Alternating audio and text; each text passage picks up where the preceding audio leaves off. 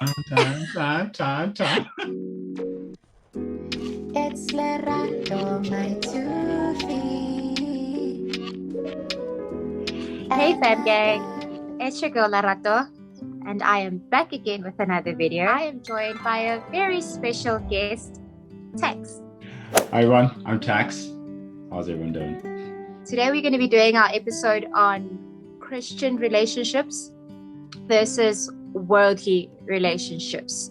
So how do you approach a potential partner from a Christian perspective versus a worldly perspective? Guys, just a disclaimer, we are not relationship experts or students of theology. We're merely just speaking from a place of revelation, testimony, and basically life experience. Tip number 1, if you're approaching a Christian partner, a potential Christian partner, try not to take a lustful approach. The word of the Lord says, flee from lust. A lustful approach is when you lack respect for the next person. So automatically, you're literally like jumping into physical interaction with your words before actually getting to know who the person is first. So your intention is very physical. Text, would you like to give us the difference when it's a Christian approach? I say a Christian approach comes in with respect, comes in with humbleness. I think, before you all start jumping at the screen at me, it does work, where you literally just walk up to said person and just introduce yourself. Hi, I'm Tax. A compliment can, go a long way. And again, let's not make it lustful. It's about acknowledging that, yes, I'm attracted to you. I would love to get to know you. And attraction can be defined by so many different things, about that person, with the way they walk through the door, So it's about being able to come, with that humbleness, to just be like, this is me. This is all who I am. I'm interested in you. I would like to get to know you. Can we go for a coffee, or can I buy you a drink? And I think when you resonate with the right person, you get the right response. From experience, I think, this is something that would resonate well with a Christian partner, because you are coming in with a very innocent and, I think, honest approach too. Tip number 2, presentation, guys. It's very important how you present yourself in public, on and off social media, in order for you to attract a potential Christian partner. For example, if you present yourself in a worldly way, don't expect to get a Christian partner. What you can do to assess whether you're actually presenting yourself in a worldly way, just look at your DMs, look at the type of people that you are attracting. If you see that you are attracting people who are more lustful, then perhaps you need to tweak your presentation just a little bit. Tex, do you have anything to say about that? Absolutely. Like 1 Corinthians 15 verse 33 says, bad company ruins good morals. And it's about surrounding yourself with the right people, like I say, on and off social media, because how you portray yourself and the friends or connections you have around you reflect who you are. Even though you might say, no, I'm my own person, Yeah. There's influences that impact you, how, the type of photos you take, the type of events you go to, the type of language that you use, all these things can reflect off you without you realizing.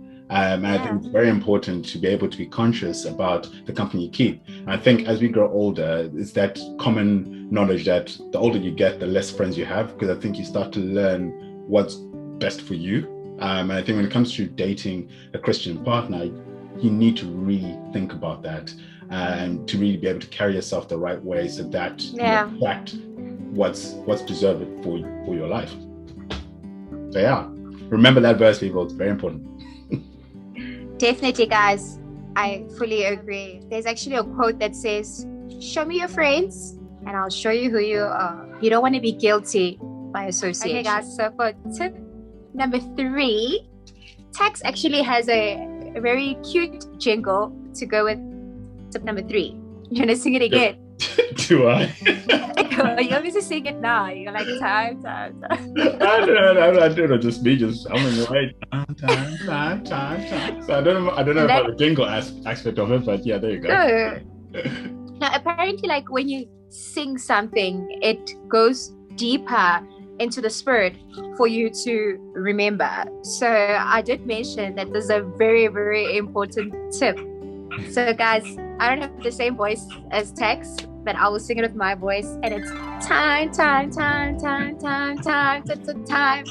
Tip number 3, guys, time. A worldly perspective, it is more common to get into a type of a whirlwind relationship where everything just happens so quickly, and it's like you're spinning, and you just find yourself doing things that you'd otherwise do in 6 months, literally doing it within the first month.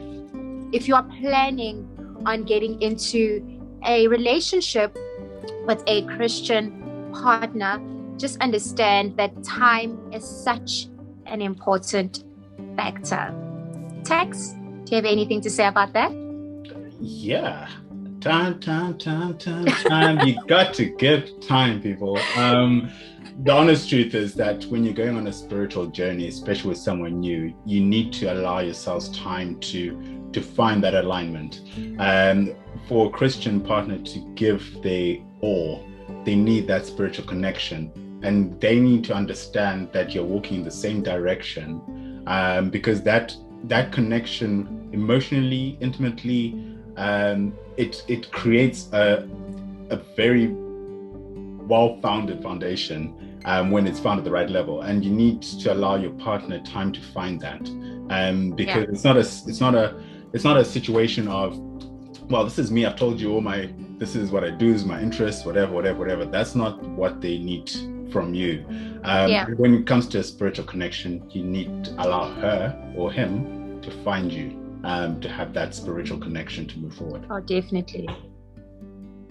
You actually need time to get to know each other, because the thing is, when you getting into a Christian relationship, your foundation is based on having future prospects of marriage. Mm-hmm. So just so you know, if you are trying to attract a Christian partner, you should be ready to speak about marriage. If you're not yet ready to speak about marriage, then rather not get into that relationship, because marriage is going to come up, because that's the final destination when it comes to a Christian relationship. And what to check with yourself, just to add one last thing in there, is, you ask yourself, what's a Christian? It's not about asking someone, do you believe in God? It's not about that. So when we're talking about allow time for them to find that spiritual connection with you, you have to be walking on the same path. The question to ask is, what's your journey with God? What's your spiritual journey? And if you guys are aligned together in the same direction, then it ties into the point of, they want to talk about marriage. What does marriage mean to them? This is all that understanding, that deep understanding, to set the foundations and the fundamentals for your relationship moving forward, and for your relationship to be successful. Nicely said, Tex. Thank you so much for tuning into the first episode of our Christian dating series. If you dig this episode, please give me a thumbs up. If you'd like to see more of me and more of Tex, then hit the subscribe button. If you want to be notified whenever I upload a video, then hit that notification bell. I am leratomaithufi, joined by Tex, and I am fueled by faith. Mwah. God bless.